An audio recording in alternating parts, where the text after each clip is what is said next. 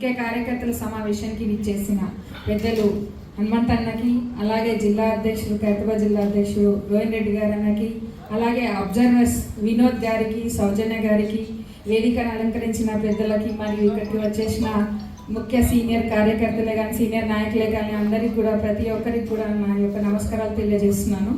ఈరోజు మనం ఇక్కడ అందరం సమావేశం కావడానికి ముఖ్య ఉద్దేశం ఏంటంటే, రాబోయే కాలంలో స్థానిక ఎన్నికలలో మనము అధిక మెజార్టీ సీట్లను గెలుచుకునే దిశగా మన కార్యాచరణని ఈరోజు మనం డిసైడ్ చేసుకునే విధంగా ఈ సమావేశానికి పిలవడం జరిగింది.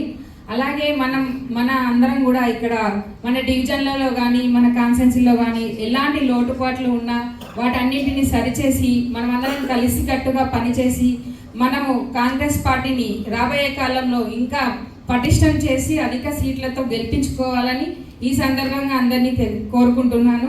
అలాగే మహిళలు కూడా చాలామందికి అవకాశం కలుగుతుంది.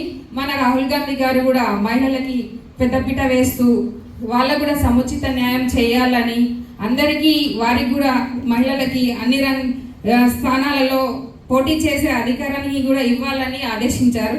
అలాగే మన మహిళలు ఇంకా బయటికి రావాలని, వాళ్ళందరూ కూడా కాంగ్రెస్ పార్టీలో బలోపేతం చేసి వారి వంతు కృషి కూడా చేయాలని ఈ సందర్భంగా కోరుకుంటున్నాను.